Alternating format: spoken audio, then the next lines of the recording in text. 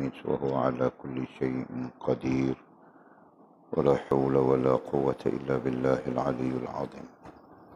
اللهم ارحمنا بالقرآن واجعله لنا إماما ونورا وهدى ورحمة. اللهم ذكرنا منه ما نسينا، علمنا منه ما جهلنا، وارزقنا تلاوته آناء الليل وأطراف النهر، واجعله لنا حجة يا رب العالمين.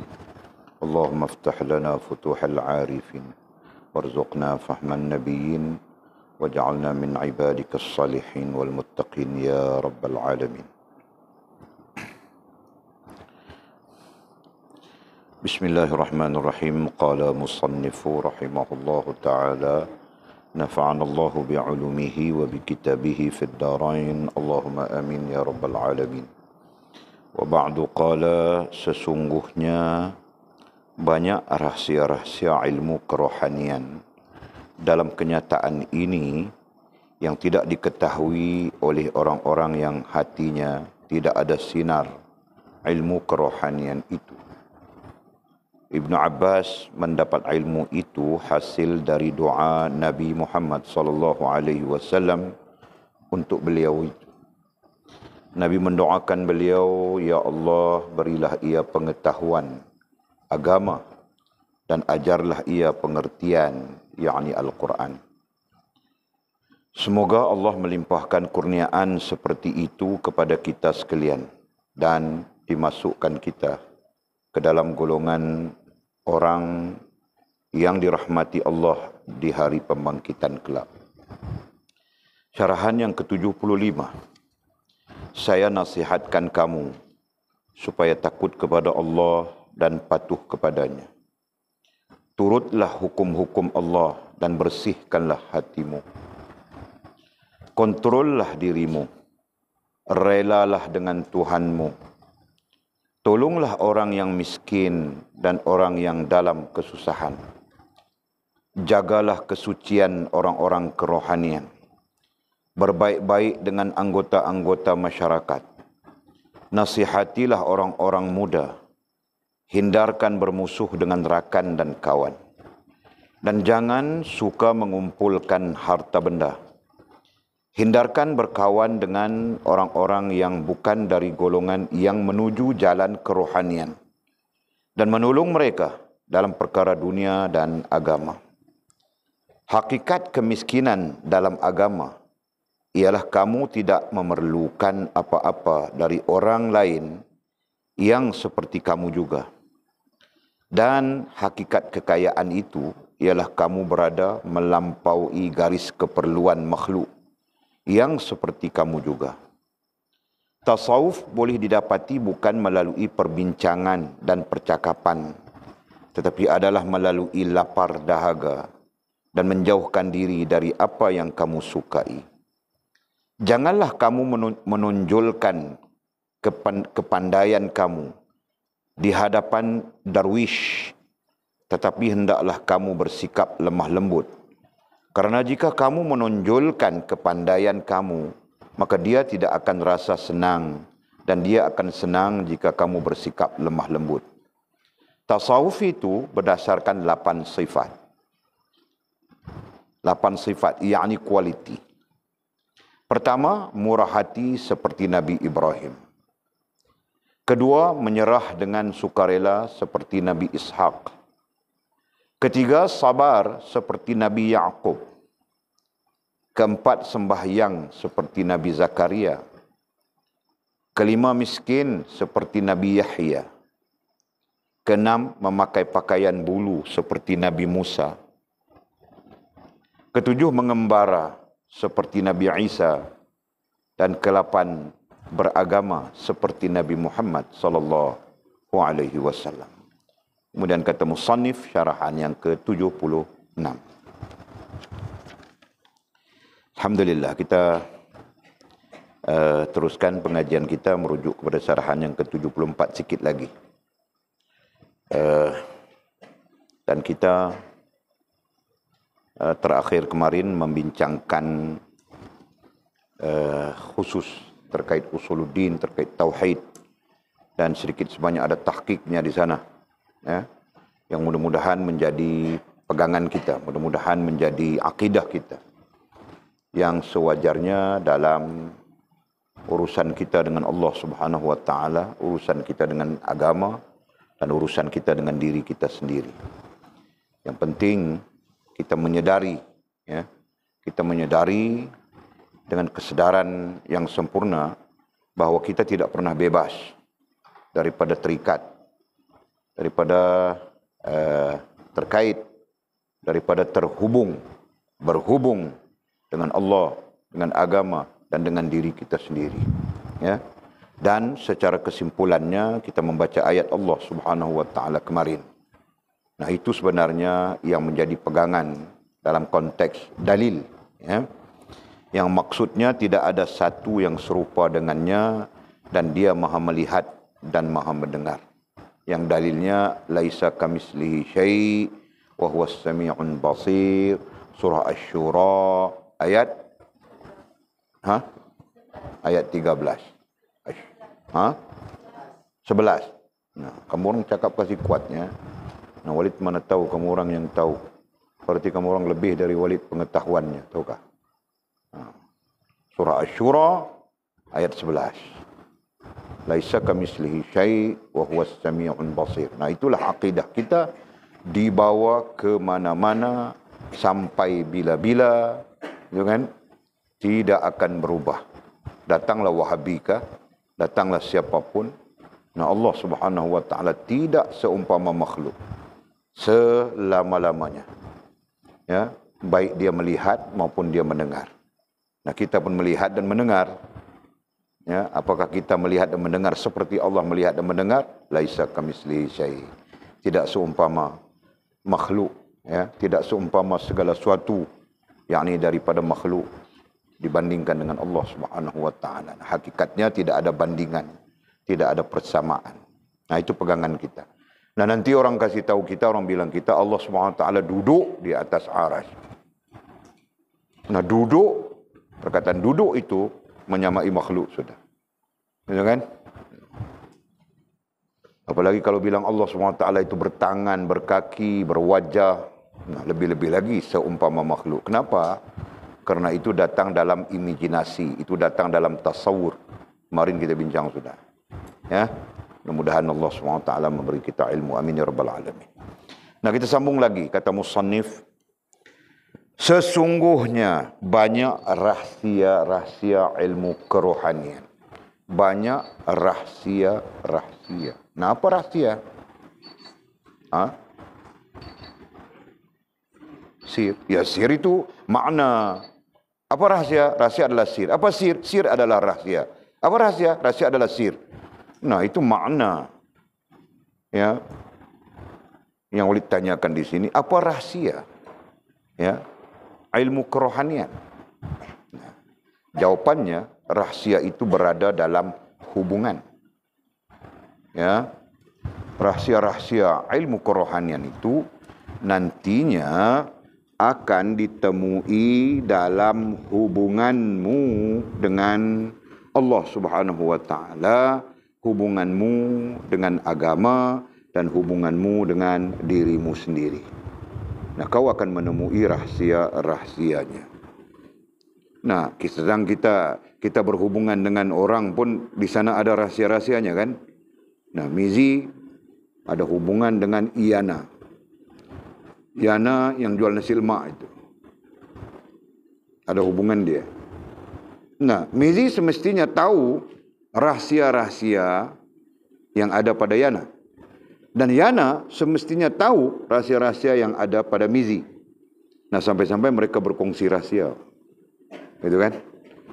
Nah, bilang Mizi, ku tahu bah rahasia Yana. Kau tahu apa? Nah, tidak boleh ku kasih tahu kamu orang bah, itu rahasiaku dengan dia. Nah, begitu kan? Dan kita semua tahu Yana ada tai lalat. Di bawah dagunya ada tai lalat. Semua orang tahu bah itu. Yang orang tahu itu bukan rahasia.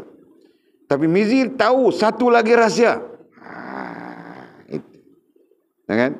Yang tidak semua orang tahu, Jul. Kau pun tidak tahu, tapi Mizi tahu. Berkaitan tai lalat saja, bukan berkaitan hal lain. Nah, Mizi tahu bahawa Yana ada tai lalat di Di mana, Jul? Punggung. Kau ni, aduh, jauh ke sana berpunggung bilang. Hah? Hah? Dia tahu rahsia itu berarti dia pernah ada hubungan dengan Yana. Begitu kan? Nah, kau datang kemudian. Nah, begitu. Nah, kan? Nah, jadi Mizi tahu selain daripada tahi lalat di bawah dagunya, Yana ada tahi lalat di punggungnya. Kau tahu dari mana? Dia kasih tahu aku, bah. Gitu kan? Nah, kerana itu datang dalil-dalil fiqh kemudiannya. Datang dalil-dalil fiqh. Tahu tak? Kemudiannya. Nah, kau jangan menceritakan rahsia. Temanmu kan yang menjadi rahsia itu jangan dicerita-ceritakan, jangan dicakap-cakapkan. Apalagi ketika dia menjadi suamimu, dia menjadi istrimu. Kan? Nah, itu sebahagian daripada aib bilangnya. Aib adalah kerahsiaan. Ya. Yang dinamakan aib itu adalah kerahsiaan. Kau perlu merahsiakan. Kau perlu menjaga. Faham ke Bangkil? Jangan kau sok-sok mau cerita. Mira kau itu, ada ini. Jangan. Nah, faham ke? Nah, sama saja. Yang perempuan pun jangan. Nah, jangan mendedahkan kerahsiaan suamimu. Nah, kerahsiaan itu apa? Aibnya. Ya, aib pada satu sisi pandang adalah kelemahan. Ya. Tapi hakikatnya aib bukan saja kelemahan. Apapun yang sepatutnya menjadi rahsia perlu dirahsiakan. Nah, itu. Faham tak? Nah, jangan nanti kau cerita suamimu kasih makan tidak cukup. Kan?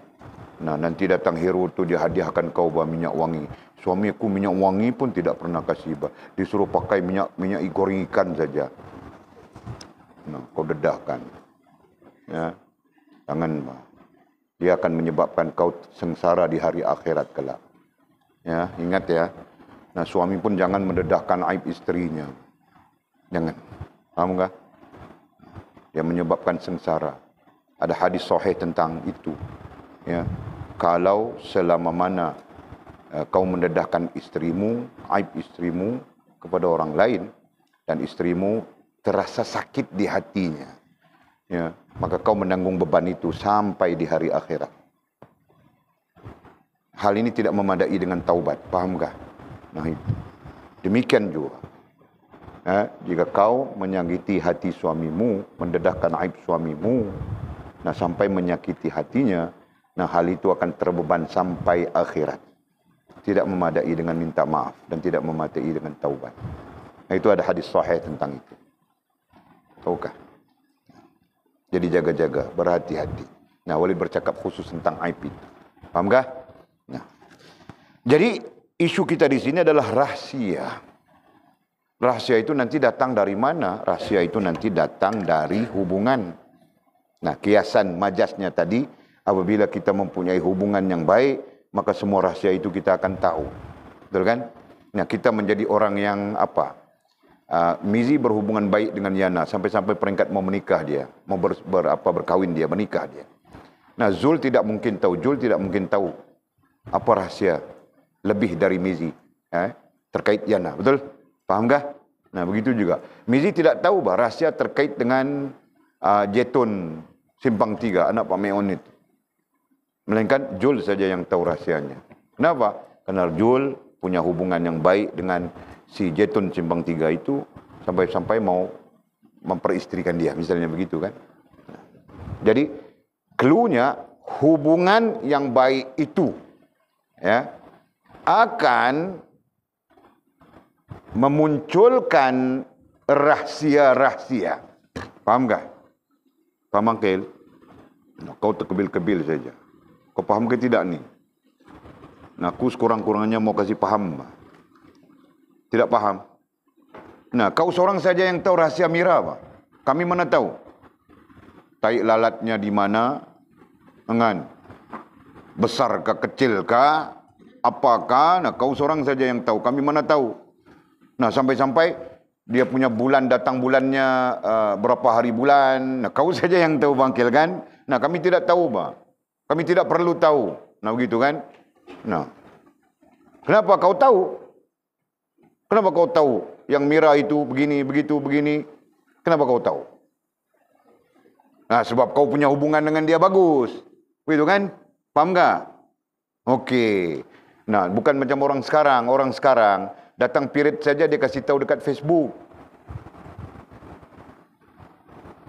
Nah, dia sendiri yang menceritakan aibnya, apa? Dia sendiri yang menceritakan kekurangannya. Nah, aku datang bendera Jepun, dia bilang dalam Facebook.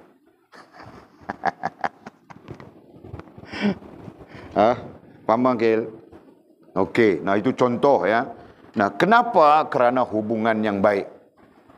Nah, lagi baik hubunganmu, lagi banyak rahsia yang akan terdedah terbuka kepadamu. Nah, begitu. Demikian juga dengan Allah dan agama. Lagi baik hubunganmu dengan Allah, lagi banyak rahsia akan terbuka kepadamu. Ya. Lagi baik hubunganmu dengan agama, nah lagi banyak rahsia-rahsia akan terbuka kepadamu terkait agama. Dan rahsia-rahsia ini nantinya akan menguatkan, ya. Rahsia-rahsia ini apabila terbuka kepada kita akan menguatkan hubungan kita.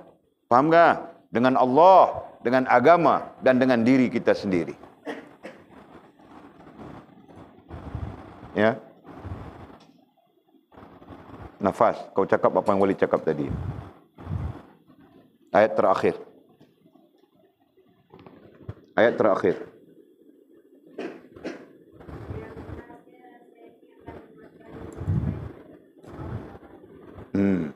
Ya.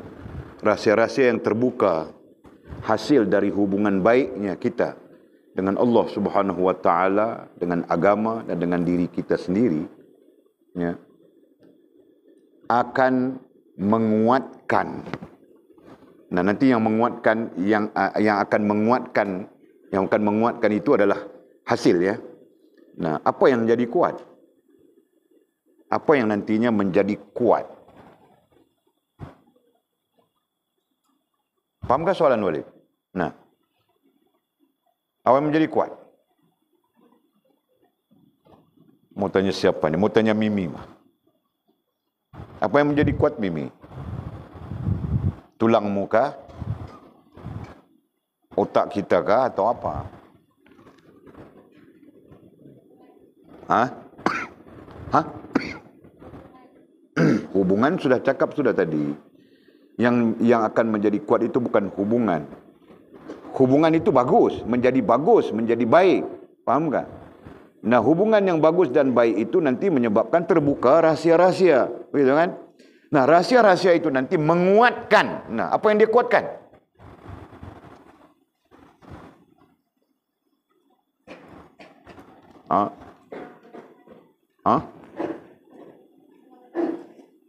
Siapa yang batuk-batuk itu perlahan sekejap? Mimi dia suaranya volume memang rendah. No. Nah, rohaniah, kau sebut rohaniah pun betul, yang menguatkan rohaniah kita. Nah, selain daripada rohaniah ada istilah lain yang lebih tinggi. Nah, menguatkan rasa dan perasaan kita. Nah, itu. Nah, kerana sahabat-sahabat Nabi, rasa dan perasaan mereka kuat terhadap Allah, terhadap agama. Nah, mereka tidak heran, sekalipun memberikan apa saja yang mereka miliki, harta mereka. Nah, lillahi rabbil alamin, diberikan saja. Abu Bakar Siddiq sebagai contoh, Utsman, Ali, Omar. Ya. Nah, mereka tidak heran sampai kepada peringkat nyawa mereka pun mereka berikan. Ya. Hanya kerana rasa dan perasaan mereka terikat teguh, kuat dengan Allah SWT. Nah, kerana itu juga Allah SWT menurunkan ayat A'udzubillahi minasyaitanirrajim. Ya ayyuhalladzina amanu hal adullukum, ya ayyuhalladzina amanu, wahai orang-orang yang beriman, hal adullukum, maukah kami tunjukkan kepadamu, hal adullukum ala tijaratin, satu pertukaran, tunjikum min azabin alim, yang akan menyelamatkanmu daripada azab yang pedih. Apa? Tu'minuna billah, bahawa kamu beriman dengan Allah, wa rasulih dan rasulnya, wa tujahiduna fi sabilillah, dan kamu berjihad di jalan Allah Subhanahu wa taala, bi amwalihim wa anfusihim, dengan harta benda, dengan harta bendamu, bi amwalikum, dengan harta bendamu, wa anfusikum, dan jiwa ragamu. Allah menurunkan ayat itu. Satu sisi Allah memberitahu bahwa itulah orang-orang yang benar rasa dan perasaannya. Nah, satu sisi lain Allah mau memberitahu kita, jika rasa dan perasaan itu tidak kuat dengan Allah, dengan agama, nah kau tidak mungkin mampu untuk berjihad di jalan Allah dengan harta bendamu dan jiwa ragamu. Jelaskah? Fahamkah? Nah itu. Okey. Sesungguhnya banyak rahsia-rahsia ilmu kerohanian dalam kenyataan ini. Nah, dalam kenyataan ini maksudnya jika mau diperbincangkan. Nah, begitu. Dalam kenyataan ini, jika dibincangkan. Nah, jika kita mau bincang tentang rahsia-rahsia ilmu kerohanian, banyak. Terlalu banyak. Nah, sampai-sampai ya, kita mau bincang tentang rahsia-rahsia kerohanian. Apa ya, mau bincang macam mana? Melainkan orang-orang yang Allah SWT bukakan kepadanya. Nah, begitu kan? Dalam arti kata yang lain, kita yang merasakan, nah kita tahu. Setiap orang berhak untuk merasakan. Ya. Nantinya Allah, hubungan kau baik dengan Allah, hubungan kau bagus dengan Allah, hubungan kau bagus dengan agama. Nah, di situ terbuka rahsia-rahsia. Nah, kau sendiri yang merasakan. Paham tak? Sebab itu tidak ada penceritaan khusus.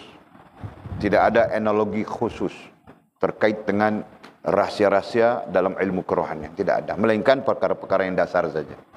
Paham tak? Kenapa? Karena keadaannya adalah siapa yang menempuhnya, melaluinya, akan merasakannya. Siapa yang tidak menempuhnya, melaluinya, nah mereka tidak akan merasakannya. Jelas. Ya. Sebab itu sebahagian daripada ulama mengatakan itu adalah ilmu rasa. Ya. Ilmu rasa ataupun ilmu perasaan. Nah, ada yang menamakan begitu terkait dengan hal yang kita sebutkan. Ada nanti bilang tasawuf itu adalah ilmu rasa. Ya, ini yang dimaksudkan ilmu rasa terkait rasa ini. Paham tak? Nah, okey. Yang tidak diketahui katanya. Di mana rahsia-rahsia itu tidak diketahui oleh orang-orang yang hatinya, tidak diketahui oleh orang-orang yang hatinya tidak ada sinar ilmu kerohanian itu. Tidak ada sinar ilmu kerohanian, artinya hati mereka tidak cenderung untuk mempelajari, untuk memahami, untuk mendekati, untuk mengetahui tentang kerohanian itu. Jadi, kalau hati kita tidak pernah cenderung mengetahui, memahami, mendekati ilmu kerohanian, nah mana mungkin kita tahu rahsia-rahsia kerohanian. Ya, mana mungkin kita dapat merasakan apa yang disebutkan sebagai rahsia-rahsia terkait dengan kerohanian. Ya kan? Melainkan orang-orang yang hatinya ada sinar ilmu, orang-orang yang hatinya cenderung ya kepada ilmu kerohanian. Ya. Sedangkan ilmu kerohanian itu bukan diterima oleh semua orang. Ya, orang-orang yang akalnya waras saja boleh terima. Orang-orang yang gila, yang sasau, macam Wahabi itu, nah mereka tidak terima ada ilmu kerohanian. Dengan jadi ilmu mereka terbatas sekadar fizikal saja. Nah, tidak pernah melampaui spiritual. Kalaupun spiritual, nah itu terkait dengan apa? Terkait dengan tazkiyatun nafs, terkait dengan membersihkan hati, membersihkan akal. Nah itu saja. Mereka tidak membincangkan perkembangannya. Paham tak? Nah, mereka berbincang tentang proses membersihkan, tetapi mereka tidak berbincang tentang perkembangannya. Paham tak? Nah itu. Sedangkan ahli sunnah wal jamaah membincangkan proses pembersihan rohani. Nah, perkembangannya kemudian apa, kemudian apa, kemudian apa, kemudian apa, dan sampai ke mana. Jelas? Nah, itu ahli sunnah wal jamaah. Nah, datang Wahabi, ada. Pertama, mereka menolak namanya tasawuf. Sampai-sampai ada di kalangan mereka yang bilang tasawuf ini macam air limbah. Kan? Kalau kami di sini bilang air apa? Air acak. Air limbah, kotoran gitu kan. Mereka sisi lain, mereka tidak mau menggunakan istilah tasawuf, kononnya bid'ah. Kemudian mereka menggunakan istilah tazkiyatun nafs, pembersihan jiwa. Ya kan? Prosesnya sama saja. Pembersihan jiwa menurut Wahabi dan menurut kita sama saja. Membersihkan akal, membersihkan hati. Ini prosesnya sama saja. Paham kah? Tetapi mereka berhenti di situ. Mereka berhenti di proses pembersihan jiwa. Di prosesnya mereka berhenti. Mereka tidak memberi, mereka tidak menceritakan, mensyarahkan, menerangkan. Para ulama mereka tidak mensyarahkan, menerangkan tentang implikasi daripada proses pembersihan jiwa itu. Yang kita sebutkan tadi, apa yang akan terjadi, kemudian apa yang terjadi, kemudian apa yang terjadi. Itu kan? Berbeza dengan ahli sunnah wal jamaah. Para ulama kita ahli sunnah wal jamaah menceritakan proses, kemudian apa yang akan terjadi sampai kepada kesudahannya. Kemudian kita simpulkan di dalam 4 hal itu. Ilmu, di sana ada tazkiyatun nafs. Daripada tazkiyatun nafs itu, sampai kepada implikasinya sedar diri. Itu kan? Hasil daripada sedar diri itu nantinya punca kepada Allah menerima diri kita. Dan apa lagi, tertinggi daripada tazkiyatun nafs yang kita bilang menurut para orang-orang Wahabi ini, implikasinya terakhir adalah sempurna hubungan dengan Allah Subhanahu wa taala. Jadi semua ini ada hierarkinya, paham enggak? Ada hierarkinya. Hierarki bermaksud tahap-tahapan yang akan dicapai. Paham enggak? Itu. Jadi berbeda kita dengan Wahabi selamanya. Kan? Nanti baru kita bincang datang dari mana Wahabi ini yang mengacau-ngacau, menyemak-nyemak ini. Baru kita bincang. Sekarang bukan masanya. Paham tak? Okey. Jadi yang jelas, orang yang tidak ada kecenderungan hatinya, orang-orang yang hatinya tidak ada kecenderungan kepada kerohanian, orang-orang ini tidak akan merasakan rahsia-rahsia kerohanian. Ya. Disebut rahasia kenapa? Disebut rahasia kerana tidak diketahui oleh semua orang. Faham tak? Itu disebut rahasia. Maka Walid kiaskan tadi Mizi dengan Yana, Jul dengan si Jetun, Cimang Tiga, Bangkil dengan Miranya, Fas dengan Bashir Ahmad Al-Bangladeshinya, Sheila dengan Jamal Patongkolnya, Atul dengan Mael siapa? Bukan dengan Mael Budin Ketot Budin Ketot kan? Budin Ketot. Jadi begitu seterusnya. Sofia dengan Mael Lambungnya. Mimi dengan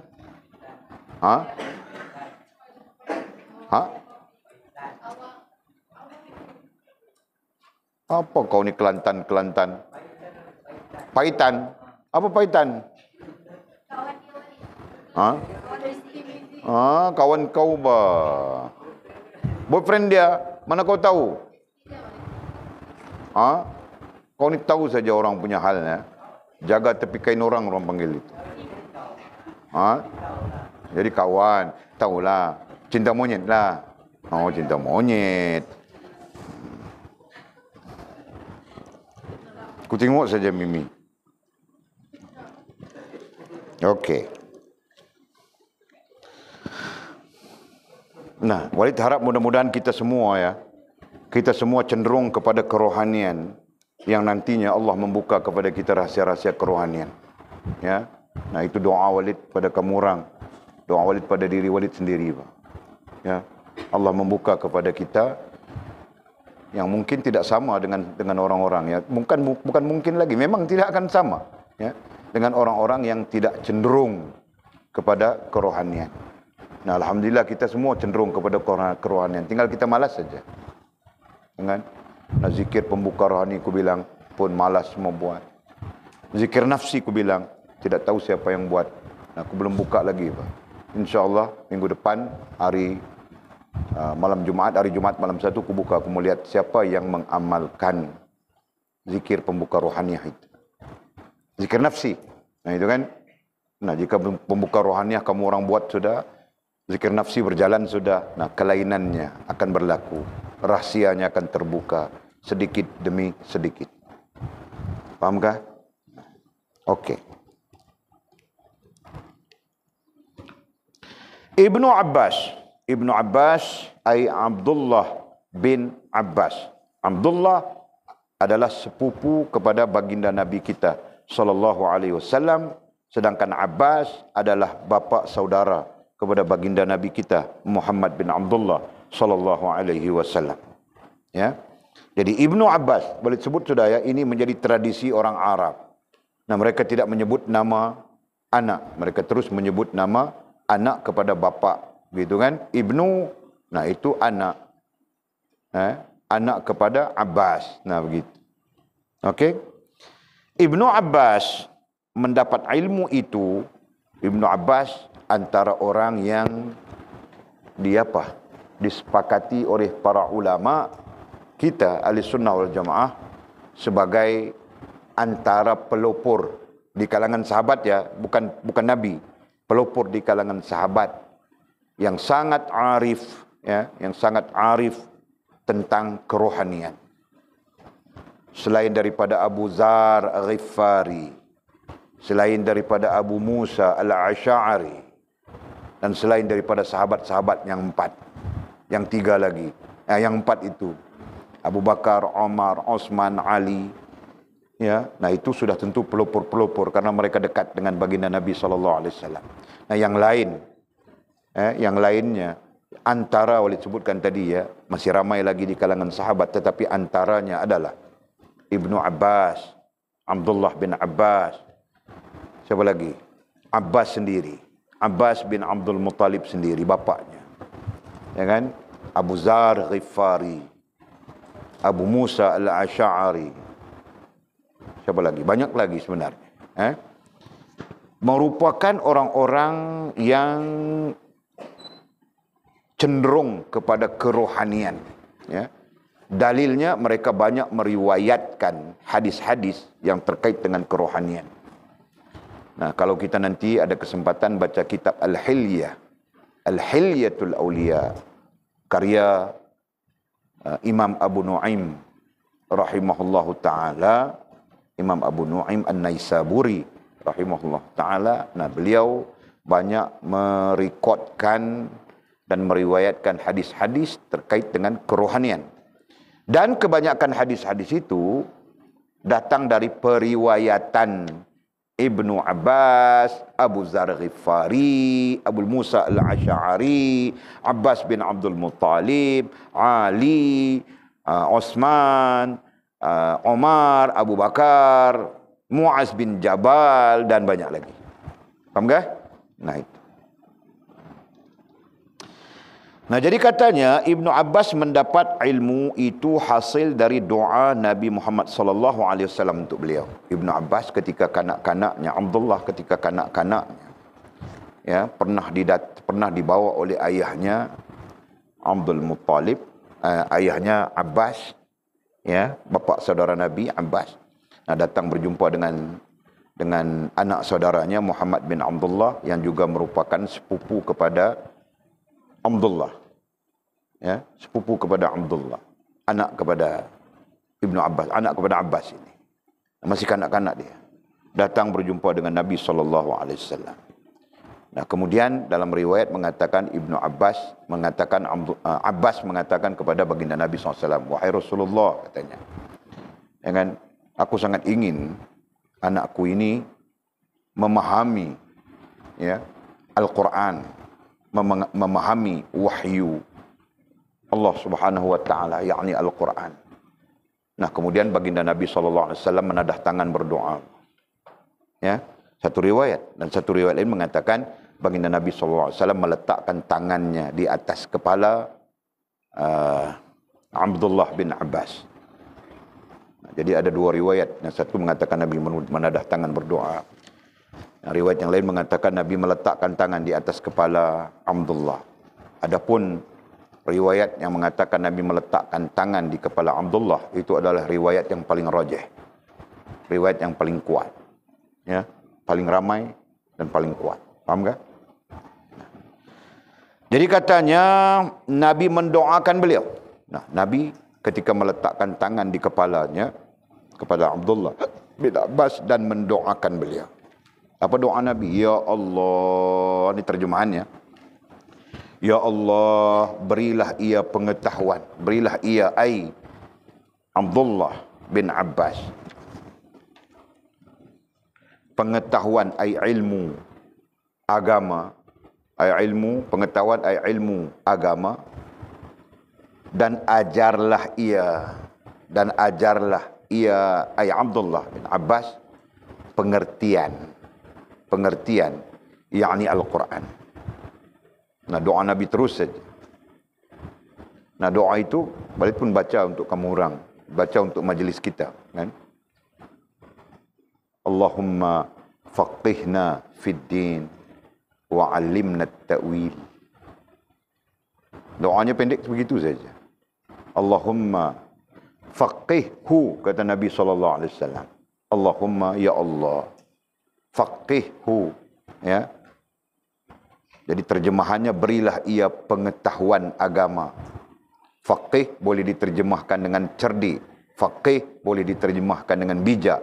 Faqih boleh diterjemahkan dengan pandai. Ya. Faqih boleh diterjemahkan dengan berilmu. Nah, jadi kita mau pakai mana?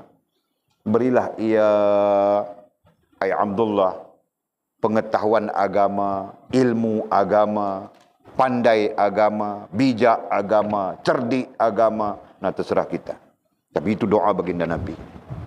Dan ajarlah ia pengertian. Nah, dalam arti kata yang lain, memahami, ya, memahami Al-Quran. Nah, kita pun berdoa, jangan tinggal. Walaupun itu doa baginda Nabi kepada Abdullah, nah, mudah-mudahan menjadi doa kita juga, ya kan? Nah, Allahumma faqihhu fid din, Allahumma faqihni fid din. Nah, berdoa begitu, Pak. Allahumma faqihna fid din, Allahumma faqihni fid din wa 'allimni ta'wil. Nah, salahkah kalau mau berdoa begitu? Ya Allah, berilah kepadaku pengetahuan agama, pandai agama, bijak agama. Ya, dan ajarlah kepadaku takwil. Takwil artinya apa ya? Bahasa mudanya pencerahan, penjelasan. Berarti jelas kita, cerah kita dalam memahami Al-Quran itu. Nah, hasil daripada doa baginda Nabi SAW, barakahnya, ya, Allah memperkenankannya, Ibnu Abbas, Abdullah bin Abbas, adalah pelopor, adalah pemuka besar kepada ilmu tafsir. Ya, pelopor dan pemuka besar kepada ilmu tafsir Al-Quran. Dan beliau juga merupakan pelopor dan pemuka besar kepada ilmu kerohanian. Jelaskah? Nah, jadi kita pun boleh, kan? Mudah-mudahan satu hari, nah, Lina menjadi pemuka besar kepada ilmu Al-Quran. Betul kan? Nah, di Sabah sana nanti ilmu tentang Al-Quran, nah, Lina saja yang pandai. Makil pun pandai ilmu tentang Al-Quran. Pandai macam mana? Jangan baca Sirotol.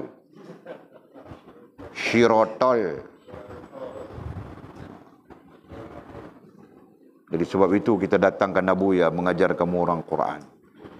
Nah, selama mana Nabuya mengajar kamu orang, nah, Bang Daniel pun mengajar Quran. Nah, kamu orang tidak akan sampai ke walid.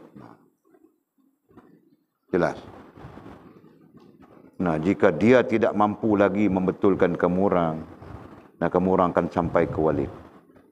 Nah, ketika walid mengajar Al-Quran, walid yakin bahawa dalam tempoh yang paling dekat, kamu orang akan pandai membaca Al-Quran. Makil.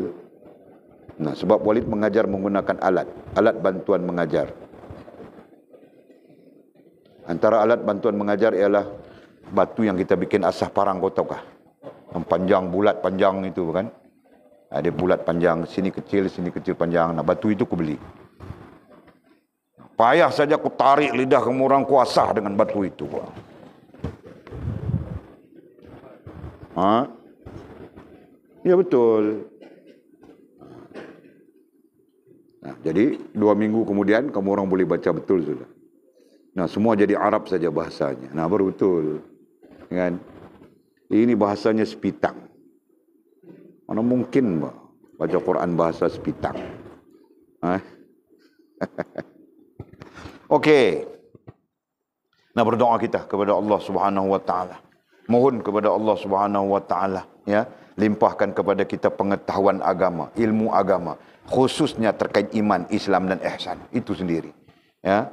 Dan seamnya adalah takwil-takwil pencerahan tentang iman, tentang Islam, tentang ihsan. Nah, kita mau kuasai itu, ya, sebagai tanda kita faham, ya, sebagai tanda kita berilmu, kita faham tentang agama, gitu kan? Nah, jauh lagi, nah, kita mohon pada Allah SWT memberikan kepada kita pengetahuan tentang sumbernya, ya, sumber kepada agama itu sendiri daripada Al-Quran, daripada baginda Nabi SAW. Nah, itu yang kita mau faham betul. Jelas kan? Dan jangan kita menjadi orang yang tidak faham. Apalagi nanti kita berada di dalam fitnah-fitnah yang dilemparkan oleh musuh-musuh Islam. Wahabi kah, tidak kira apapun. Nah, mereka melemparkan fitnah-fitnah yang sampai-sampai orang-orang yang tidak mendekati, mempelajari agama, keliru semuanya. Jangan keliru tentang itu, keliru tentang ini, keliru tentang pemikiran, keliru tentang sosialisasi, keliru tentang ekonomi, keliru tentang politik, keliru tentang peraturan undang-undang, keliru tentang kerohanian. Nah, akhirnya runtuh, rusak semuanya. Struktur-struktur yang dibina oleh para ulama terdahulu berkaitan dengan ilmu membangunkan umat. Ya, ilmu Islam untuk membangunkan umat. Runtuh semuanya. Jadi sebab itulah kenapa dan mengapa, ya, institusi-institusi ilmu pun kacau bilau semuanya. Cara pondok kacau bilau sudah. Ya. Cara universiti kacau bilau semuanya. Semua jadi kacau bilau. Tahu ke kacau bilau? Kan? Sampai-sampai kita yang menjadi umat yang banyak ini mau ambil dari mana?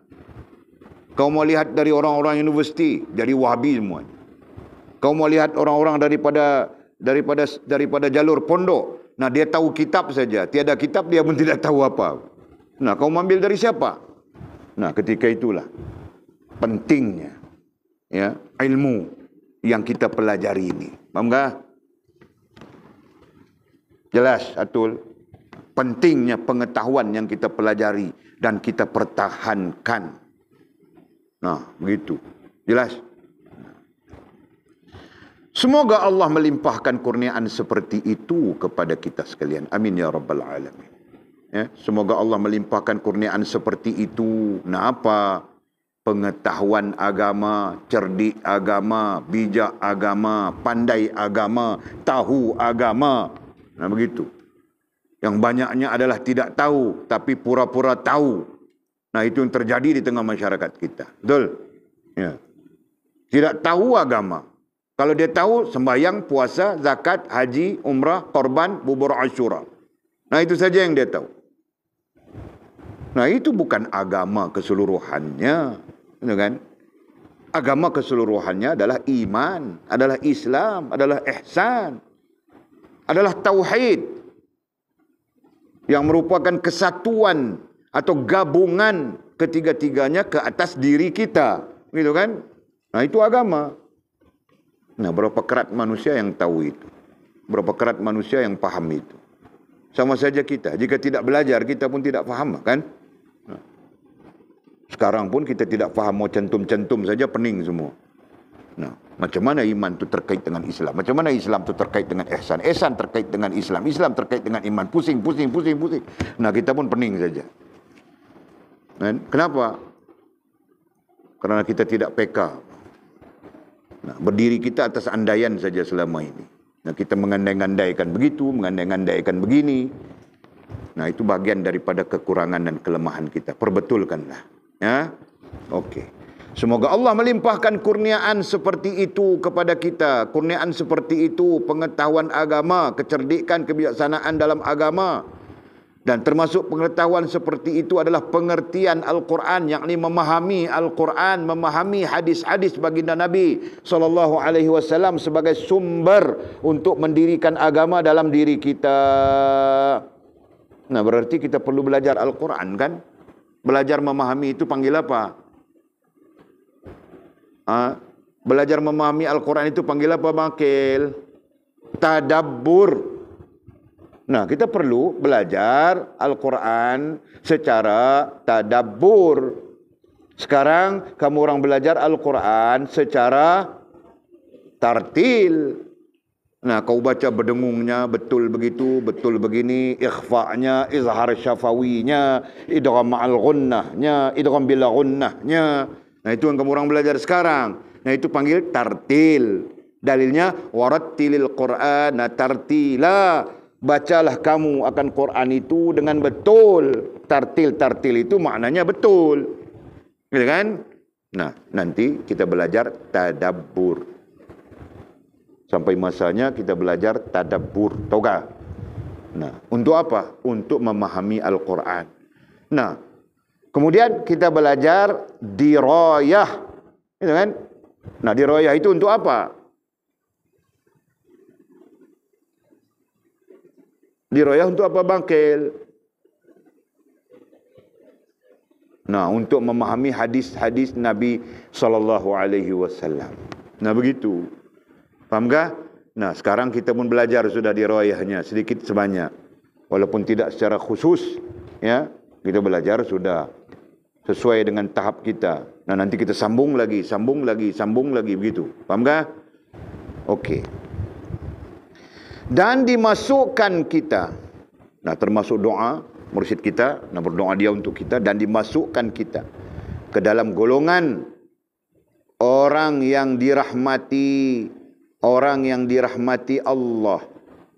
Orang yang dirahmati Allah, dirahmati ai dikasihi, disukai, disayangi, dikasihi, dicintai. Nah, itu dirahmati. Makna bagi dirahmati. Allah Subhanahu wa taala oleh Allah di hari pembangkitan kelak, bukan pembangkitan, penterjemah ini tidak mahir bahasa Melayu. Hari kebangkitan kelak. Allah. Ya, hari kebangkitan itu adalah satu hari yang kita sangat memerlukan rahmat Allah Subhanahu wa taala. Tidak ada yang lebih besar pada ketika itu melainkan rahmat Allah. Nah, Allah menyatakan begitu kepada kita dalam Quran, kan? Al-yawma la yanfa'un malun wala banun. Hari yang tidak ada manfaat apapun, sedikit pun daripada harta bendamu yang banyak di dunia. Wala banun, dan demikian juga tidak ada manfaat sedikit pun daripada anak pinakmu yang ramai di dunia. Illa, melainkan man, siapa, atallah, datang kepada Allah Subhanahu wa taala biqalbin, dengan hati salim, yang sejahtera. Nah, para ulama tafsir mengatakan hati yang sejahtera itu adalah hati ai rasa dan perasaan yang punya hubungan baik dengan Allah Subhanahu wa taala, dengan agama, dan dengan dirinya sendiri. Nah, itu tafsiran. Jelas kan? Subhanallah wa bihamdih, subhanallahil azim, astaghfirullah.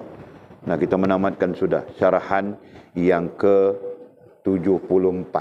Mudah-mudahan memberi pelajaran, sangat memberi pelajaran kepada kita, sangat memberi ilmu kepada kita. Ya, jangan tinggalkan dia sebagai maklumat saja. Ya, pelajaran yang ke-74 adalah sangat ilmiah, khususnya usuluddin atau tauhid atau usuluddin. Ya, dan selebihnya adalah tasawuf. Selebihnya adalah tasawuf. Ya. Mudah-mudahan kita menjadi manusia yang beradab, berihsan, beradab, menjadi hamba yang berihsan, hamba yang beradab dengan Allah, dengan agama, dan dengan diri kita, sesama kita, sampai hari kiamat. Amin ya rabbal alamin. Nah, kemudian kata musannif, syarahan yang ke-75. Katanya, kata musannif, saya. Nah, saya di situ adalah Maulana Mursyid Syekh Abdul Qadir Jailani rahimahullahu taala, musannif kitab kita. Ya. Kalau tidak pun dia yang menulis, dia yang mensyarahkan, dia yang bercakap. Nah itu. Cakap-cakapnya dituliskan oleh anaknya, Maulana Syekh Abu Musa bin Abdul Qadir Al-Jailani rahimahullahu taala. Nah, anaknya juga alim. Ya. Anaknya bernama Musa. Yang lain menyebut Abu Musa. Ada yang mengatakan Muhammad Musa. Tapi tetap Musanya ada. Dialah yang menulis kata-kata ayahnya, Maulana Abdul Qadir Jailani rahimahullahu ta'ala.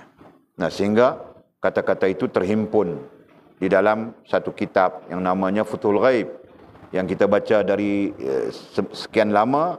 Nah, mau habis sudah, tinggal 5 lagi saja syarahan. Dan nanti ada kitab-kitab lain sama saja, termasuk Fathur Rabbani. Ya, bukan dia yang menulis. Kerana Maulana Syekh Abdul Qadir, menurut riwayat, nah dia tidak menulis. Yang menulis adalah anak-anaknya, murid-muridnya dan sebagainya. Okey. Jadi katanya saya nasihatkan kamu. Nah, daripada syarahan yang ke-75 sampai habis 5 syarahan, semua nasihat saja. Ya. Nah, kalau nasihat itu dalam bahasa kerohanian disebut kalam hikmah. Ya. Yang namanya nasihat. Ya, klasifikasinya berbeda kan? Ada namanya bimbingan, ada namanya nasihat, ada namanya counseling. Nah, itu dalam psikologi ya. Dalam psikologi, ilmu psikologi, ada yang namanya counseling. Ada yang namanya bimbingan. Ada yang namanya nasihat. Nasihat sering dikaitkan dengan bimbingan. Dalam arti kata yang lain, bimbingan adalah nasihat. Nasihat adalah bimbingan. Sementara sisi lain dipanggil counseling. Counseling bukan nasihat dan bimbingan. Counseling adalah menunjuk jalan keluar. Counseling adalah menunjukkan jalan keluar, atau istilahnya adalah memberi celik akal. Nah, itu counseling. Yang Walid pakai istilah itu, nantinya kamu orang tahu bahawa counseling itu adalah sebahagian daripada aktiviti dakwah. Nah, itu. Ya. Counseling adalah sebahagian daripada aktiviti dakwah. Nah, itu. Karena aktiviti dakwah di situ, aktiviti dakwah sendiri ada sifatnya yang namanya debat. Ya kan? Wajadilhum billati hiya ahsan. Nah, jadilhum jildadan itu debat. Kan? Wajadilhum, dan debatlah mereka billati, ya, dengan mereka dengan cara hiya ahsan, yang terbaik. Nah, berarti itu bahagian daripada dakwah. Induknya adalah dakwah. Dalam dakwah itu ada counseling, ya, ada bimbingan, ada nasihat. Begitu, Pak. Dan sebagai maklumat saja. Kebetulan Walid belajar itu di universiti. Nah, jadi sebenarnya itu telah diajar oleh Islam, oleh baginda Nabi SAW 1500 tahun dulu, ya kan? Bukan Barat yang datang mengajar kita. Barat mencedok tamadun ilmu daripada kita, umat Islam. Nah, lalu kenapa umat Islam jadi lebih teruk daripada orang-orang Barat? Nah, kerana umat Islam itu tidak mau mengikut Al-Quran yang mengajarkannya. Tidak mau mengikut hadis Nabi SAW yang telah mengajarkan semua itu. Faham tak? Sebagai contoh, nah kita baru sekarang baru mau ikut Quran, bah. 5 tahun dulu. Nah, bukan mau ikut Quran. Ikut syok. Kan? Kan misi kan? Kan? Nah, sekarang baru mau ikut Quran kan misi? Nah, alhamdulillah. Tapi syok mau ikut juga. Itu kan? Nah, tinggal yang namanya syok, ikutlah Al-Quran. Kita akan selamat di dunia, kita akan selamat di akhirat, insya-Allah. Okey. Jadi katanya, saya nasihatkan kamu. Kamu itu siapa? Nah, kamu kita kan. Jangan kamu itu kita nampak orang lain. Kamu, nah kita nampak Mael, nampak itu ini, nah, nampak kita. Kamu adalah kita di situ. Saya nasihatkan kamu ai kita supaya takut kepada Allah. Ya. Nah, takutlah kita kepada Allah Subhanahu wa taala. Ini walid ajar sudah. Takut kepada Allah Subhanahu wa taala itu nantinya terhimpun dari berapa sifatnya? Nah, terhimpun dari 9 sifatnya. Ya. Fahamkah? Mau tunjuk carta, kasih kamu orang nampak bentuknya. Jadi kalau kita 9, begitu kan? Nah, taubat di sini. Nah, kemudian lagi 2, 3, 4, 5, 6, 7, 8. Nah, tidak larat mau lukis banyak-banyak kan? Nah, 9. Okey. Taubat di sini, syukur di sini, ya, zuhud di sini. Lagi apa? Hah? Apa? Sabar. Bagus, mu'alim sudah kamu orang Sabar, zuhud, nah lagi khauf, raja, redha, tawakal, dan mahabbah. Nah, begitu bentuknya. Betul kan? Nah, bulatan di sini sebenarnya bulatan dirimu sendiri. Di sini kita. Dan kebulatan keseluruhannya adalah bulatan diri kita. Nah, ini diri kita. Jadi kesimpulannya diri. Nah, diri kita. Dan diri kita yang sebegini, nah itulah diri yang takwa. Nampakkah? Hah? Boleh faham kah? Nah, diri yang bertakwa itu diri yang ada di dalamnya 1, 2, 3, 4, 5, 6, 7, 8, 9. Nah, diri yang dalamnya ada 9. Nah, kita pakai 9. Yang lain mungkin kata 10, bilang 10. Nah, kita pakai semuanya kan? 9 kah, 10 kah? Nah, diri kita yang di dalam diri kita ada 9 ini atau 10 ini. Nah, diri itu adalah diri yang takwa. Faham betul? Nah, jika tidak ada, katakan tidak ada taubat. Syukur ada, tapi syukur cara dia. Sabar mungkin ada, sabar cara dia. Zuhud tiada, khauf tiada, raja tiada, raja tiada. Redha mungkin ada, tapi cara dia. Nah, semua cara-cara dia itu bertentangan dengan Al-Quran. Bertentangan dengan sunnah Nabi SAW. Bertentangan dengan apa yang diajarkan oleh para ulama kita daripada sumber Al-Quran dan sunnah Nabi SAW. Jadi, diri di sini adalah mizi. Nah, mau bilang apa mizi di sini?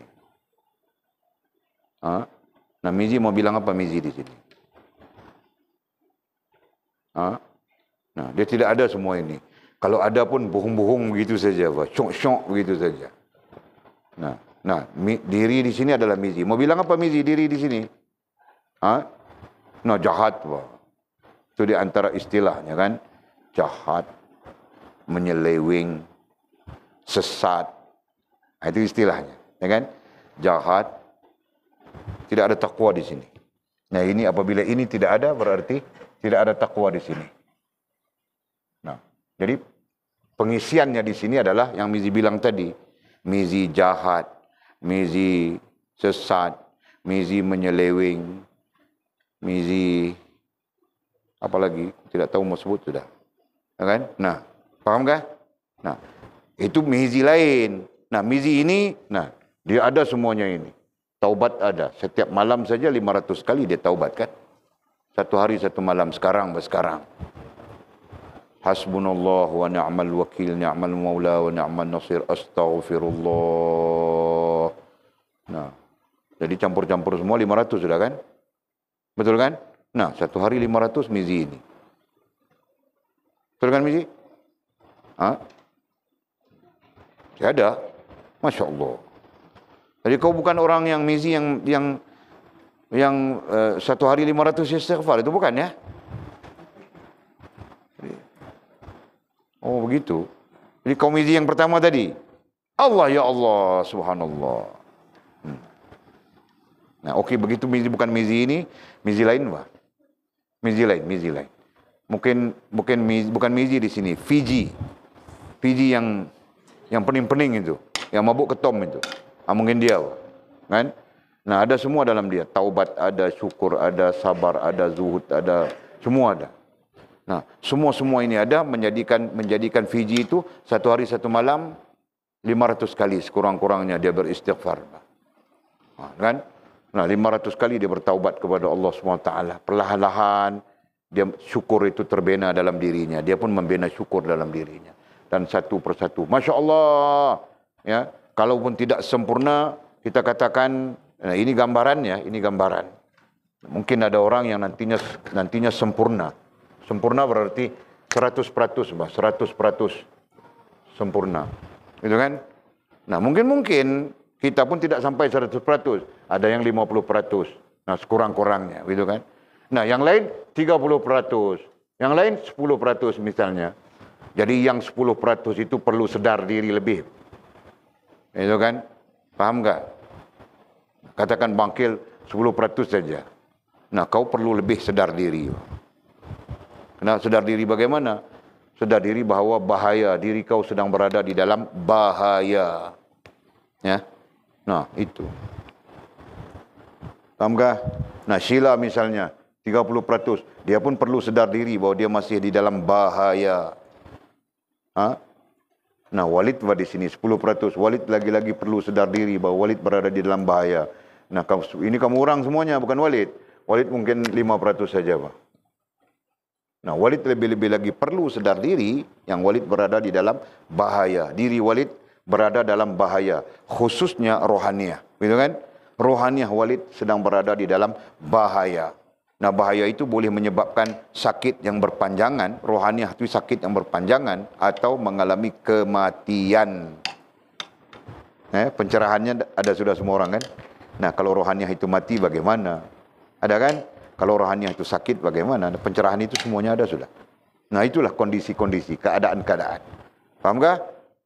Nah, jadi kalaulah kita ada dalam diri kita cuma ada peratusan-peratusan begini, bukan begini ya, bukan yang ini ya, peratusan-peratusan begini. Nah, berarti nantinya kalaupun ada takwa, nah takwa kita begitu saja sifat. Takwa yang pada diri kita nantinya kelihatannya sama dengan nilai apa? Ini mau bilang nilai apa ya? Nilai sifat. Boleh kan? Nah, sama saja dengan nilai sifat-sifat pada yang ada dalam diri kita. Sama saja. Kalau takwa kita itu, kalau dalam diri kita itu, taubat syukur semua sifat ini hanya 30%, nanti takwa kita juga 30% saja. Faham tak? Nah, itulah yang terjadi. Kadang bagus, kadang hantu, kadang istighfar dia panjang, insaf, sedar diri. Nah, mungkin menangis dia, gitu kan? Kadang hantu, kan? Tidak sedar diri, lupa dia. Nah, paham kah? Nah, itulah keadaan-keadaan, fenomena-fenomena yang akan terjadi. Paham? Ya. Jadi sehingga mana dia mencapai tahap tertinggi. Nah, katakan tahap tertinggi itu adalah 100%. Dan 100% itu dalam keadaan konsisten. Paham tak?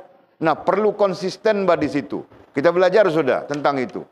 Perlu konsisten. Konsisten adalah istiqamah. Gitu kan? Perlu istiqamah. Jadi semua sifat-sifatnya ada di dalam dirinya dan dia dalam keadaan beristiqamah, menjaganya sungguh-sungguh. dengan rahmat Allah Subhanahu wa taala, dengan pertolongan Allah Subhanahu wa taala, nah nantinya takwanya itu menjadi 100%. Paham kah? Nah orang seperti ini di pondok ini dia menjaga auratnya. Nah dia pergi kemanapun, berada di manapun dia akan menjaga auratnya. Paham kah? Nah, paham Lina? Nah sekarang di pondok ini pun kita tidak menjaga aurat. Apa dalilnya? Ketawa besar-besar saja. Kak. Suara kita didengar oleh semua orang laki-laki. Laki-laki daripada bangsa manusia, laki-laki daripada bangsa jin pun dengar juga, Pak. Nah, berarti kita belum sampai 100%. Paham gak sila? Nah. Kenapa? Karena orang perempuan itu menyadari, memahami daripada sumber, ya, daripada sumber Quran maupun hadis, suaranya juga adalah aurat. Nah, nanti dia menjaga saja suara-suaranya, begitu kan?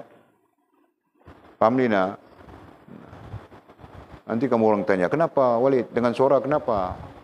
Nah, kamu orang ya, Walid kasih tahu ya, orang lelaki dia dengar suara perempuan saja dia tahu. Kamu sokong kah? Hah? Kamu menyokong itu tidak? Nah, aku mau kasih tahu, Pak. Orang lelaki, dia dengar suara perempuan saja, dia tahu, Pak, perempuan itu macam mana, sifatnya macam mana. Tahu kah? Boleh digoda atau tiada, boleh diambil kesempatan atau tiada. Paham tak? Nah, kamu orang masih lagi cap ayam, Pak. Nah, kalau orang lelaki itu adalah Walid, tahu saja Walid. Bukan saja kau punya apa karakter, kau punya kepribadian, bahkan semua hal ada di dalam suaramu. Paham tak? Jelaskah? Nah, sebab itu baginda Nabi SAW menyuruh orang perempuan, jangan kuat suaramu. Nah, suara itu sebahagian daripada auratmu, sebahagian daripada aibmu. Nah, itu.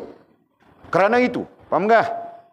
Nah, bahkan ada lagi teori-teori yang mengatakan, suaranya saja kita tahu bentuk tubuhnya bagaimana. Nah, aku belajar tentang itu. Walid belajar tentang itu. Tahukah? Gesture, posture of the body. Nah, kami belajar. Tahukah? Nah, kau punya suara saja aku tahu fast. Mau jadi macam mana, besar mana. Jangan main-main. Nah, sembunyikan suaramu. Dengarkah? Nah, yang namanya perempuan, jaga suara itu. Nah, jangan ketawa besar-besar. Nah, kecuali perkara-perkara yang disyariatkan. Nah, kita berbincang ilmiah, kita perlu mengeluarkan pandangan, kita perlu memastikan pengetahuan misalnya. Nah, itu termasuk dalam darurah-darurah yang dibenarkan. Paham tak? Jangan kau nyanyi sebentuk cincin permata berlian. Nah, kau nyanyi di sana, kami di bawah ini dengar, tahukah? Kau berada di atas bukit, kami berada di bawah bukit. Nah, suaramu kami dengar satu persatu, tahukah?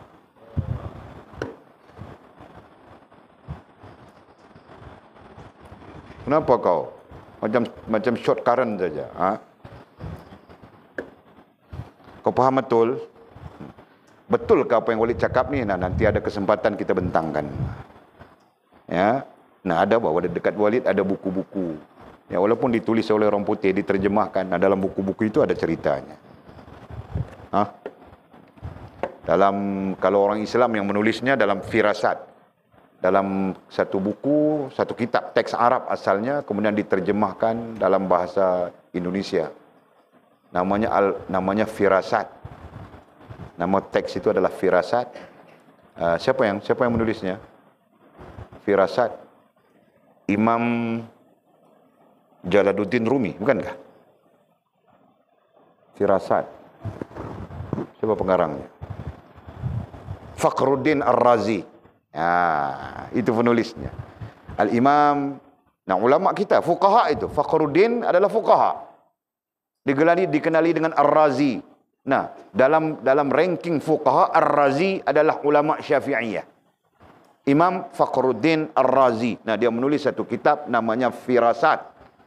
Al-Firasat. Nah, dalam itu ada apa yang Walid kasih tahu kamu orang tadi, semuanya ada di dalam itu. Tahukah? Nah, sebab itu kalau jawab telefon, janganlah Ya, menyedap-nyedapkan suara. Halo. Nah, nanti ada yang menyusul. Kan? Tapi kalau dengan suamimu nih, halo, ya bang, ada apa bang? Dengan suamimu, dengan orang, halo. Nah, kau lebih menjaga orang daripada suamimu. Nah, sama saja. Orang jadi suami, kalau dengan orang, halo. Kalau dengan istri, ya, mau apa? Jangan begitu, Pak. Ha? Paham kami, Zi?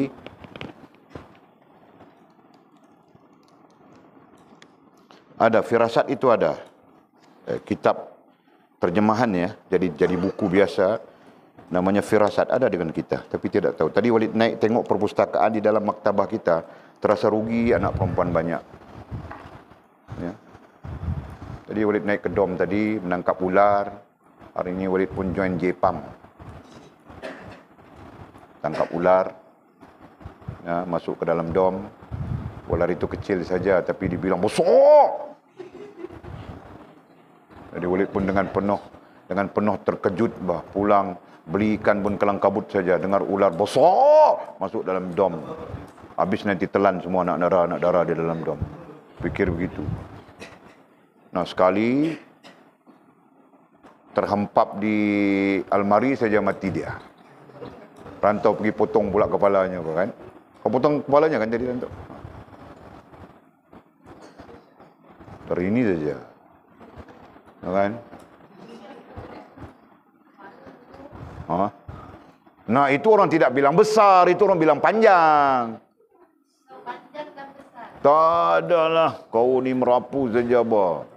Kamu orang itu ketakutan menguasai. Nah, itu jadinya. Dengan hantu, taiknya pun tiada, tahu kah? Taiknya pun tiada, hantu. Faham tak? Nah, jadi bilang hantu saja. Kenapa? Karena kamu orang sudah membawa nama hantu itu mempengaruhi diri kau. Faham tak? Nah, itu puncanya. Padahal ular itu kau pergi ambil dengan tangan saja. Nah, kalau tidak berani, kayu ada. Kalau tidak berani kayu, apa yang ada? Parang ada, bata ada. Kenapa kau perlu takut? Dia bukan boleh gigit kau daripada jauh. Nah, kau duduk di sana, ular di sini, dia boleh gigit kau. Paham tak? Kamu orang ni terpengaruh semua. Dengan ular kecil itu pun terpengaruh. Nanti kau mau beli ular hijau-hijau tu, letak banyak-banyak di dalam dom. Ular daun dia bilang. Nah, ular itu bukan gigit orang. Orang yang akan gigit dia. Aku mau letak banyak-banyak, tengok apa jadi. Tidak mau. Kenapa? Nah, yang tidak gigit pun kau takut, yang gigit pun kau takut, jadi semua kau takut. Nah, tidakkah itu bermakna kau yang membawa nama ular mempengaruhi diri? Betul? Nah, itu. Kalau kau tidak membawa nama ular mempengaruhi diri kau, kau tidak akan takut. Karena ular itu sama saja macam kucing, jenis haiwan kan? Nah, haiwan yang namanya kucing, dia bertaring. Kenapa kau tidak takut? Kau belai-belai dia lagi. Nah, ada orang yang takut kucing. Kau tengok kan yang datang rumah kita. Kucing. Nah, itu kerana apa? Karena dia membawa nama kucing itu mempengaruhi dirinya. Faham tak? Nah, gitu. Nah, semua itu perlu belajar kan? Kenapa Walid boleh bercakap begini? Nah, aku belajar, Pak. Aku belajar dan aku sungguh-sungguh dalam belajar. Nah, kerana itu aku menguasai. Walaupun nampak macam aku main saja belajar. Sembang-sembang, ngong. Tapi aku sungguh-sungguh. Nah, kerana sungguh-sungguh itu Allah memberikan kepadaku pengetahuan. Faham tak? Nah, kerana itu Walid bilang, kamu orang pun perlu bersungguh-sungguh. Jangan main-main. Rugi kita. Ya kan? Masa berjalan. Aku takut nanti tua dalam kain saja bangkit.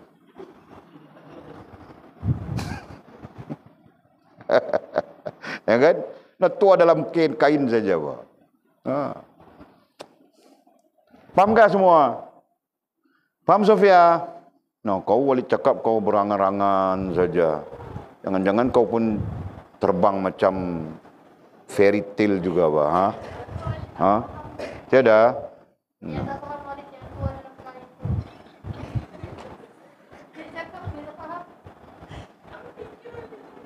Kau tengah fikir, apa Walid cakap tua dalam kain ya? Nanti kau tanya mama mubah. Diam-diam saja. Ha? Okey, Pak. Okey. Saya nasihatkan kamu supaya takut kepada Allah. Nah, artinya supaya kita membina, ya. Saya nasihatkan, saya di situ mursyid kita Maulana Abdul Qadir Jalani rahimahullah taala, hakikatnya adalah mengambil nasihat baginda Nabi sallallahu alaihi wasallam, ya. Baginda Nabi SAW yang menasihatkan ummah. Nah, kemudian para ulama ini menukilkan, mentakhrijkan nasihat baginda Nabi. Ya, pada hakikatnya itu adalah nasihat baginda Nabi SAW. Nah, dia mengatakan, saya nasihatkan kamu. Seperti Walid katakan, Walid nasihatkan kamu orang. Sama saja. Ya, tetap mengambil daripada baginda Nabi SAW. Jadi katanya, saya nasihatkan kamu supaya takut kepada Allah. Nah, takut kepada Allah itu ada mekanismenya, ada prosesnya. Ya, tidak akan datang takut itu. Ya, takut kepada Allah yang kita maksudkan, ya, melainkan dengan kita memahami proses dan mekanismenya. Faham tak? Nah, tidak seperti takut hantu. Takut hantu pun pada dasarnya ada proses dan mekanismenya. Tahukah? Walid tengok satu dokumentari anak orang putih, ya, daripada kecilnya sampai besarnya dia diajar supaya tidak takut kepada ular. Nah, dari kecilnya tidak takut kepada ular, sampai dia besar, dia memang main ular. Faham tak? Nah, artinya apa? Artinya kita dari kecil ditakutkan kepada ular, kepada hantu, kepada itu, kepada ini. Nah, sampai tua, takut kepada hantu, kepada ular, kepada itu, kepada ini. Faham tak? Nah, nantinya kalau ada di tanganmu besi, ada di tanganmu kayu, sepatutnya boleh saja memusnahkan ular itu. Kau akan baling, buang kayu itu. Nah, itu bah perempuan. Tahu tak? Jati diri tiada. Nah, itu bilang jati diri tiada, tahu tak? Nah, sebab itu kamu orang nanti Walid kurung dalam satu tempat. Nah, Walid buang ular di dalam itu. Kalau kamu orang hilang rasa takut kepada ular. Faham tak? Nah, itu sebagian daripada proses. Nah, Walid mau cakap ini. Mekanisme, Walid bilang tadi, ya, sebahagian daripada mekanisme tentang takwa ini adalah kita membina diri kita dengan sifat-sifat ini. Faham tak? Nah, itu. Kita belajar sudah, dari teks kita belajar sudah. Artinya apa? Jika kita mau takwa, nah kita perlu, dia punya kedatangannya begini ya, dari sini datang ke sini, kemudian terkait dengan ini. Kita perlu bina. Ya, perlu bina di dalam diri kita, perlu bentuk di dalam diri kita semua sifat-sifat ini. Nah, itu prosesnya. Faham tak? Nah, tidak boleh dibiarkan tanpa kita membentuk sifat-sifat ini di dalam diri kita. Sama ada langsung maupun tidak langsung. Ya. Contoh sabar. Nah, kita perlu membentuk sabar itu. Nah, begitulah, sama saja. Zuhudkah, syukurkah, taubatkah, kita yang perlu membentuk. Nah, sekarang mau membentuk sifat-sifat ini memerlukan kepada faham. Betul. Dan faham itu memerlukan kepada ilmu. Nah, faham kaitannya sekarang. Ya. Faham itu memerlukan kepada ilmu. Nah, nantinya ilmu memberi kita faham. Begitu. Ya. Faham memberi kita boleh membina sifat-sifat ini dalam diri kita untuk mencapai takwa. Jelaskah? Nah, bayangkan macam mana mau menjadi orang yang bertakwa kalau tidak belajar tentang ini, tidak berusaha memahami ini. Nah, mana mungkin? Betul kan? Faham kah? Faham kah, Tul? Nah, sama macam ular saja, sama macam hantu saja. Nah, kita telah diberikan, diajar, ya, kita katakan begitu kan, oleh ibu bapa kita. Mungkin, ya, TV kita, radio kita dan sebagainya, ya, kita telah diajar oleh mereka-mereka ini takut kepada hantu. Nah, itu mekanisme yang kita lalui. Nah, akhirnya sifat takut kepada hantu penuh dalam diri kita. Takut kepada ular penuh dalam diri kita. Takut kepada itu, takut kepada ini, takut kepada itu, takut kepada ini, meliputi diri kita. Nah, akhirnya takut kepada Allah tidak ada tempat mau letak. Kan? Takut kepada Allah Subhanahu wa taala tidak ada tempat mau diletakkan di dalam diri kita. Semuanya penuh dengan takut kepada makhluk saja. Nah, Allah menegurnya, fala takhshawhum wakhshawni. Janganlah engkau takut kepada mereka. Nah, mereka itu siapa? Makhluknya. Jangan kau takut kepada makhluk itu. Wakhshawni, takut kepadaku, kata Allah Subhanahu wa taala. Wali utimma ni'mati, akulah yang menyempurnakan nikmat bagimu. Nah, boleh faham ke sekarang betapa pentingnya kita membina sifat-sifat ini di dalam diri kita supaya kita mencapai takwa. Nah, betapa pentingnya takwa itu sebagai ending, sebagai kemuncak ya bagi diri kita dalam berhubungan dengan Allah Subhanahu wa taala. Ya ayyuhalladzina amanu taqullaha haqqa tuqatih wa la tamutunna illa wa antum muslimun. Takwa kepada Allah itulah nantinya menyebabkan kita boleh berislam. Tahukah? Nah, jika tidak, nah kita nanti mati dalam keadaan tidak berislam. Kenapa kita mati dalam keadaan tidak berislam? Kerana kita tidak bertakwa kepada Allah Subhanahu wa taala. Faham tak? Nah, itu setting yang perlu ada di dalam pemikiran kita. Ya, itu adalah pemikiran yang benar, fikrah yang benar yang perlu ada di dalam diri kita. Jelaskah? Nah, bukan main-main.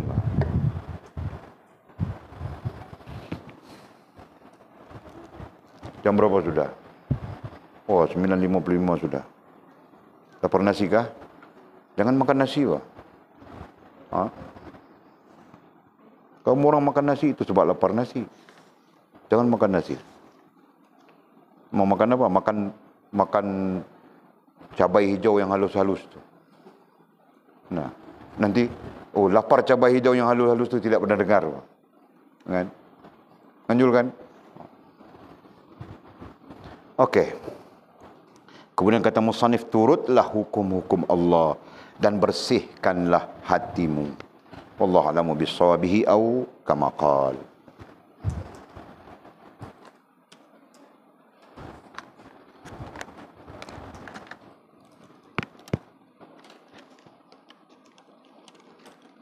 Nah, kita nanti belajar nasihat sampai habis.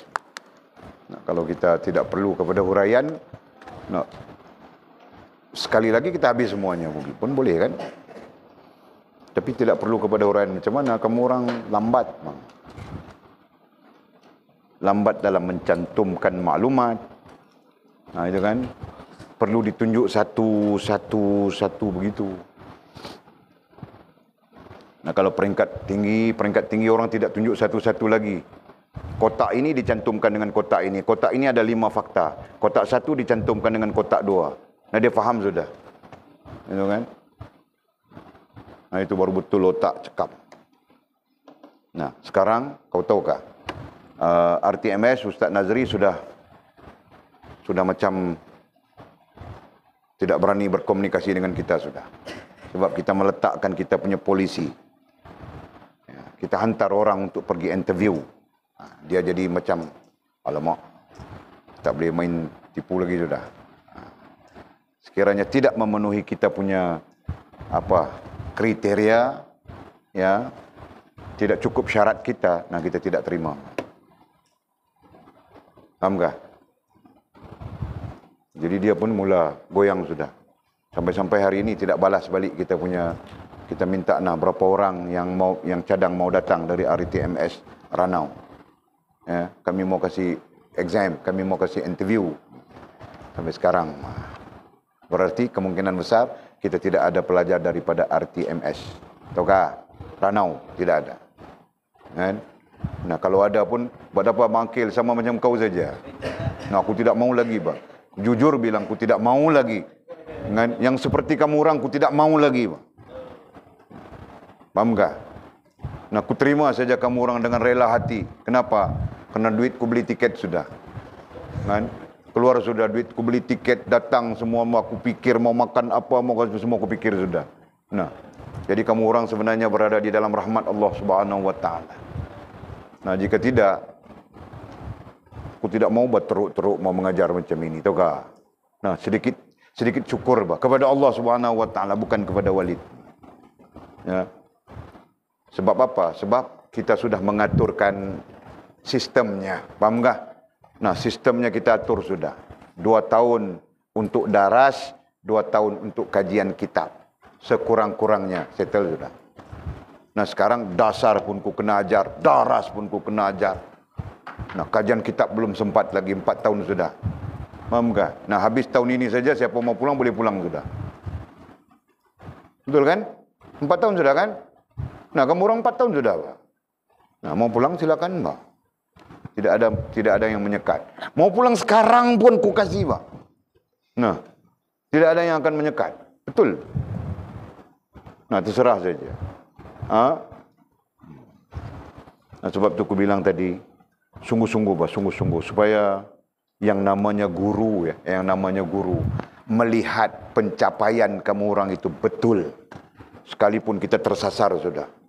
Paham enggak? Sekalipun kita dalam keadaan yang kacau bilau kah bilang? Caca marba mau setting itu. Tapi tunjukkan pencapaian. Paham enggak? InsyaAllah. Aku terima saja kamu orang seperti anakku. Sampai bila pun kamu orang mau belajar. Dengan syarat-syaratnya, dengan peraturan-peraturannya yang betul. Nah, sekiranya kamu orang melanggar syaratnya, peraturannya, nah itu luar daripada apa? Luar daripada ikatan kita. Ya, nah itu. Okey. Kita akan terima pelajar daripada usia. Satu NGO yang namanya usia. Ya. Nah, kita kemungkinan besar akan menerima pelajar daripada mereka. Adapun pelajar daripada mereka adalah pelajar-pelajar yang memang bijak. Ya, memang tertapis sudah, memang bijak. Sebab mereka select budak-budak ini hantar ke Institut Al-Quran kah, IPDAS kah, ada IPDAS ya, di mana? Di Sampurna kah, di Tawau kah ada IPDAS? Apa namanya? IPDAS kan? Institut Pengajian apa tidak tahu. Nah, mereka lah orang-orang yang mengorganisasikan IPDAS itu. Jadi student-student daripada IPDAS, dari diorang mungkin daripada IPDAS akan datang kepada kita, atau mungkin yang mereka select yang layak untuk IPDAS akan diantar kepada kita. Nah, di sana kita akan menerima student yang lebih kualiti, tahukah? Nah, Walid mau tengok saja.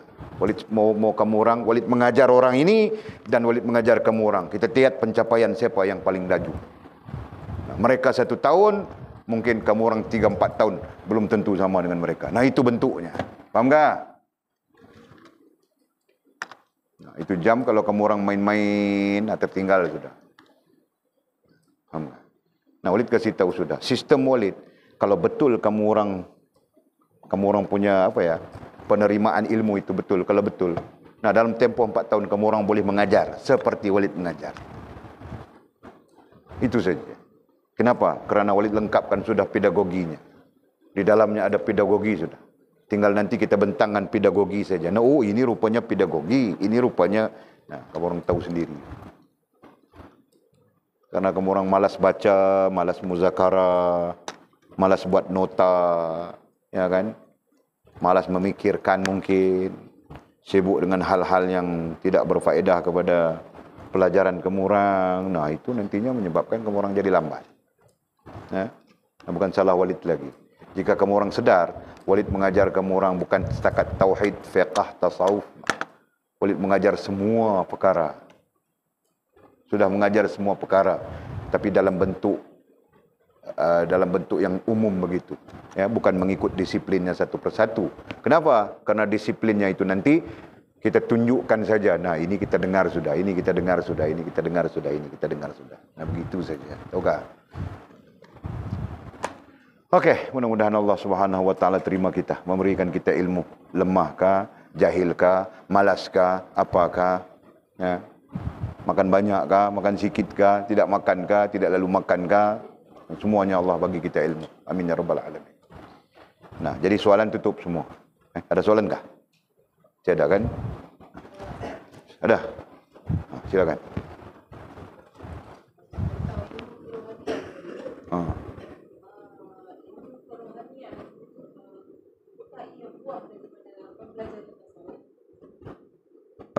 Istilah yang diguna pakai di sana adalah ilmu kerohanian. Tapi selang-selang tadi kita tidak menyebut ilmu kerohanian. Kita sebut kerohanian saja, kan? Nah, hakikatnya adalah kerohanian. Ilmunya adalah tasawuf. Faham itu? Ya?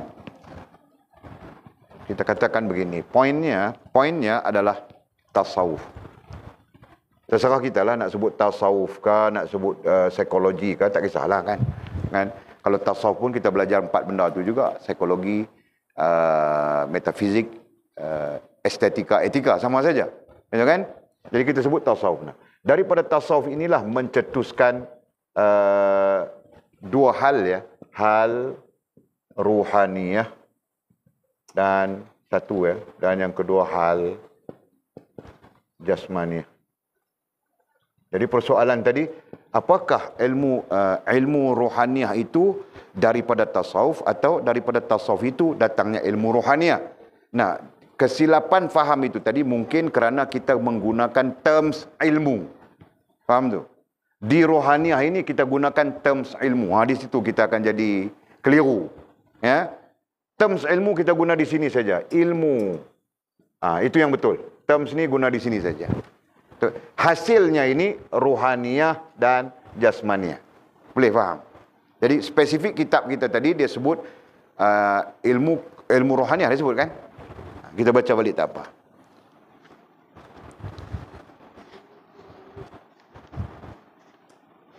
Mana dia? Okey. Saya nasihatkan mana? 215. Sesungguhnya rahsia kerohanian, tak payah pakai ilmu, tak payah pakai perkataan ilmu. Kalau kita pakai perkataan ilmu, nantinya akan keliru di sini. Apakah ilmu kerohanian itu asing daripada ilmu tasawuf? Itu masalah dia. Faham tu?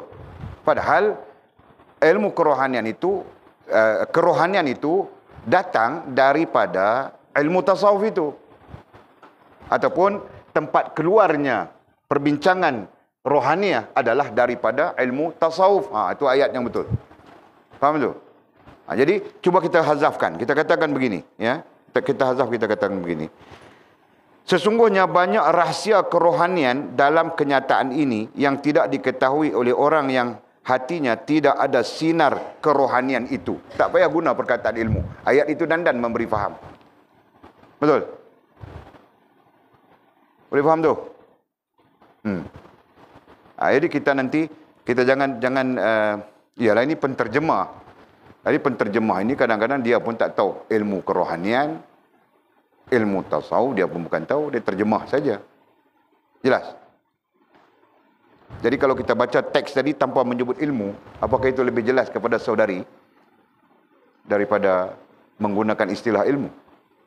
Atau saudari masih confused? Nah, kemukakan confused saudari. Yes, kalau begitu hazafkan saja ilmu, istilah ilmu. Karena itu saja permasalahannya. Dengan kemudian peringkat-peringkat tertentu mereka menghazafkan ilmu tasawuf, mereka menggunakan istilah ilmu kerohanian dalam komuniti mereka. Jelas?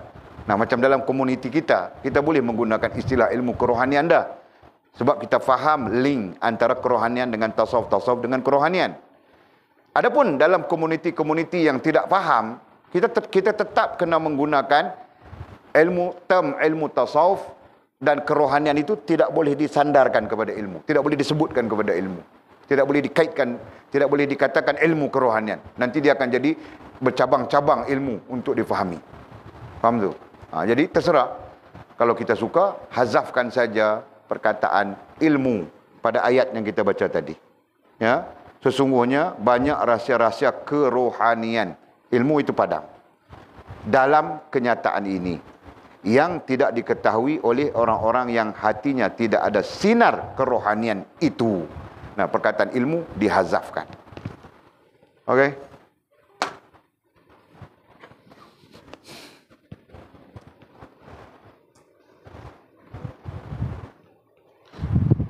Lain ada soalankah?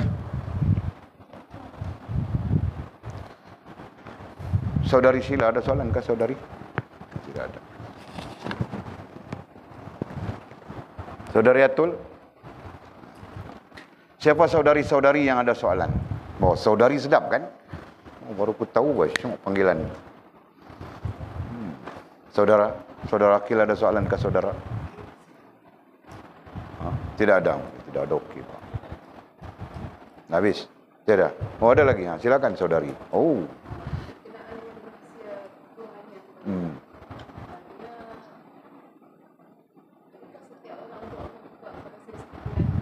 Tak faham. Kuat sikit.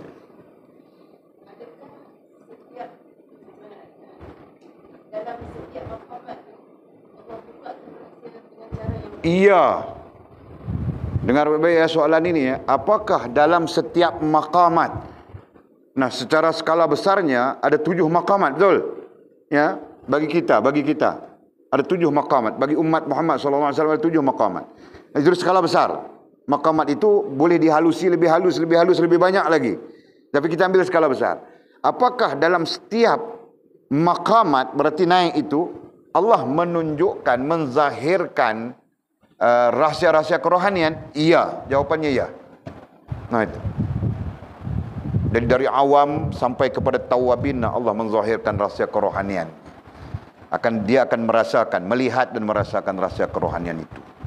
Daripada tawabin kepada muhafizin, dan nanti Allah buka lagi dan buka lagi seterusnya, sehingga mencapai yang tertinggi adalah siddiqin. Itu. Jadi semua maqamat-maqamat itu mempunyai rahsia-rahsia tersendiri yang hanya diketahui oleh individu yang dibukakan oleh Allah dengan Allah Subhanahu wa taala itu sendiri. Sisi lain kata para ulama, mursyidnya mungkin tahu. Ya, karena mursyid itu menjadi pemantau. Jadi dia tahu kerana apa? Karena dia makan garam dulu. Ya, falsafahnya itu saja. Ya, mursyid bukan tahu rahsia itu, tapi mursyid itu tahu bahawa muridnya itu telah dibukakan rahsia kerohanian. Nah, setakat itu. Faham tak? Adapun rahsia tetap berbeza. Jelas? Habis kita. Bismillahirrahmanirrahim. Alhamdulillahirabbil alamin. Wassalatu wassalamu ala asyrafil mursalin sayyidina wa maulana Muhammad wa ala alihi washabihi ajma'in. Allahumma iftah lana futuhal arifin warzuqna fahman nabiyyin waj'alna min ibadikas salihin. اللهم اهدنا الصراط المستقيم صراط الذين أنعم الله من النبيين والصديقين والشهداء والصالحين. اللهم ربنا افتح بيننا وبين قومنا بالحق وأنت خير الفاتحين. اللهم أعنا على ذكرك وشكرك وحسن عبادتك. اللهم فقهنا في الدين وعلمنا التأويل. اللهم فقهنا في الدين وعلمنا التأويل. اللهم فقهنا في الدين وعلمنا التأويل. وصلى الله على سيدنا محمد وعلى آله وصحبه وبارك وسلم والحمد لله رب العالمين. تقبل الله منا ومنكم.